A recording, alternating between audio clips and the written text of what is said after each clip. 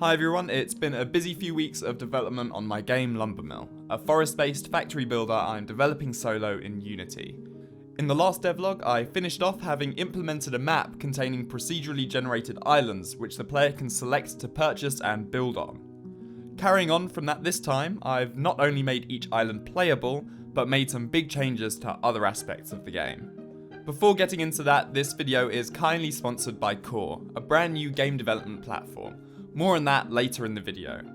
So here's the result from last week. Having selected an island from the map, the world is loaded, however at the moment the void from before still remains. It's kinda ugly, and besides that you can actually see the underground layer peeking through. The first goal then is to make the island appear to be surrounded by water. I actually started by making some placeholder art for the map edges, just a bunch of tiles that can surround the islands to give them an interesting border. These are just white lines for now to make sure the code works. I created an edge generator script, sliced and named the placeholder edge tiles, and that thankfully all went to plan. Here, each edge tile has the correct sprite assigned to it, creating a white border. With that working, it was time to draw some actual art. I started with just a single test tile with a couple of rocks on it. After quite a few adjustments, they tiled well along the edge. Each corner of the tiles needs to have the same rock in order to tile without seams. I then spent quite a bit of time arranging the corners to align correctly in all cases. Once that was done, the result in the game looked like this. A few of the rocks are a little bit off, but they go all the way around the edge of the islands, which is what I want. With that, I got to work drawing the first tile, just south-facing edges for now.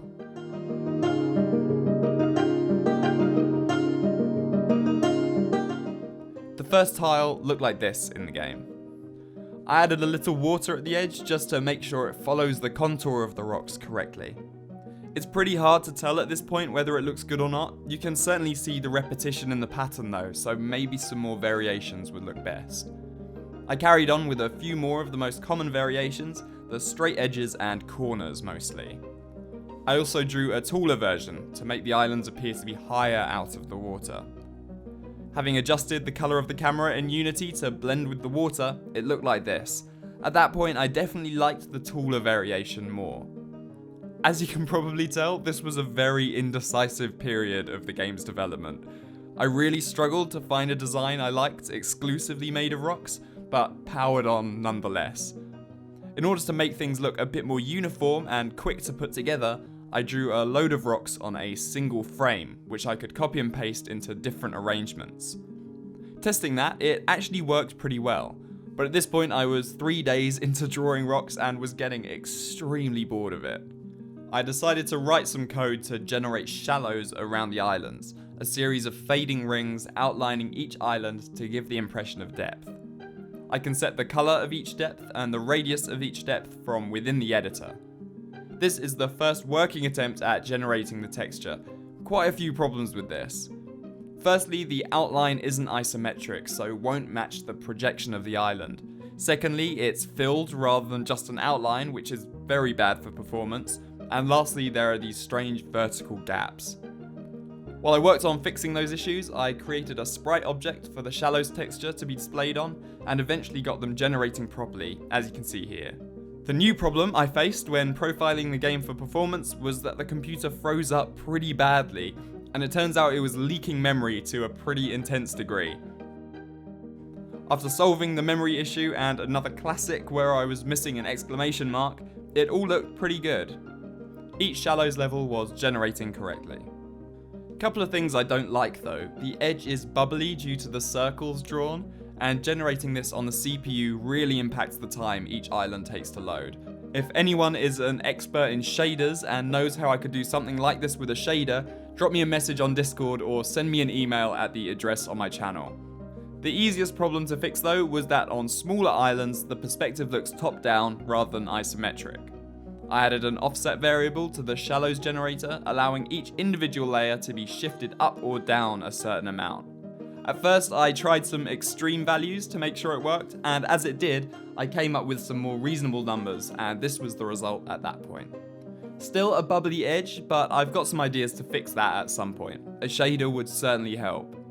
So I got back to work on creating an edge for the islands, using the template rocks I created earlier as the starting point.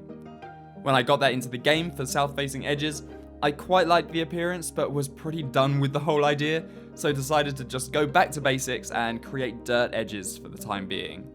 The rocks were just too attention-grabbing and looked very artificial rather than a natural Canadian island. For those wondering what my main inspiration for these are, here are a couple of examples off the coast of Nova Scotia. Before finishing up the island design, I'd just like to briefly talk about Core, the game creation platform which has sponsored this video. Core is a brand new and completely free way to get into game development. It's powered by the Unreal Engine and provides all the tools you'll need to get started making games, from building to publishing. Coding in Lua is supported but optional, so whether you've written loads of code before or never written a line of code in your life, it caters for all skill levels and abilities. It's got a massive range of assets to build your games from, including music, sound, and art. You can also customize the models with textures and materials to create a huge range of environments and settings. When you create a project in Core, you can start from scratch, select from a range of templates, or remix and explore worlds created by other Core users. The community frequently has new events to take part in, with a D&D themed jam having just been announced, with $20,000 of prizes available. It's super easy to get started, and if you follow my link in the description, you can download Core and get started making games. So, back to the island coastline. The dirt edges actually looked a lot better, much simpler than the rocks, and I think I'll use these as the starting point for adding more details further down the line. I'm sure rocks will come into it at some point, but they won't be the main element of the coastlines. If there are any details you'd like to see along the coastlines, let me know in the comments. Around this point, I got my final results back from university after 3 years of working on my computer science degree. I actually got the highest final grade possible, which is called a first class in the UK. Apparently a 4.0 GPA in the USA, if anyone's interested. Returning to development as a graduate, I got an overwhelming urge to finally tackle the design for pine trees. Having had the current design for a while, it's been looking more and more like Romanesco to me than a tree, and I wanted something that I'm actually happy with. I wanted the same layered concept, but with a more natural shape. None of the angles the original design had. This is how the basic new design looked when swapping out the old design. A massive improvement in my opinion, and a lot more like a forest. So I got to work on drawing all the variations.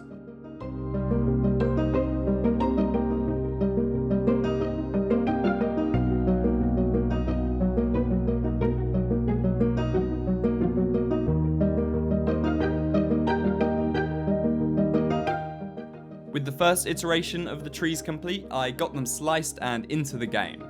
My first impression was that the design worked, but the colours didn't contrast enough with the grass. I then spent the next 5 hours fine-tuning the colours, possibly being overly picky, before arriving at these colours.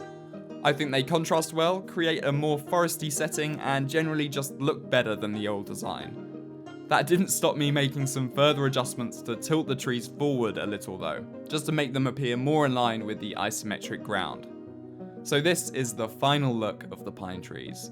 I think it's a considerable improvement on what was there before, and probably the 4th or 5th version at this point. I hope it's the last. So, enjoying improving the game's appearance, I decided it was time to start generating some other details in the forest. Things like flowers, bushes, rocks, whatever you might find. I just started by drawing some basic flowers to just get a generator up and running. With around 20 variations drawn, I created a detail generator script for placing details, set up the flowers I drew as scriptable objects, and got the game placing them at random. I can control the rarity of each detail and group details together so different forests have different flowers in them, for example. If there are any details you'd like to see in the forest, let me know in the comments. With all of that in the game, the final look is considerably different from where we finished up last devlog. The forest is now on an island, has a coastline, the pine trees have a new and improved appearance, and there are now details to make the world feel a little more complex. I'll be working on gameplay stuff in the next video, so if you like this one, please do consider subscribing and come along for Lumbermill's development journey. The game is available for wishlisting on Steam. Every wishlist really helps me out as it means the game will get more exposure on release, so massively appreciate every wishlist I get. Special thanks for this video go to my patrons, and in particular I'd like to thank Cameron W, Joshua, Logan, Warner M14, Sheshpesh, Pepper Trollman, Julian, Ethan Hart, Andrew, BD Smith, Gecko, Nova, Hayden, Chris Naismith and Mr. Smith. That's all for this video. If you enjoyed it, remember to leave a comment and hit the like button. Thanks very much for watching, and I shall see you next time.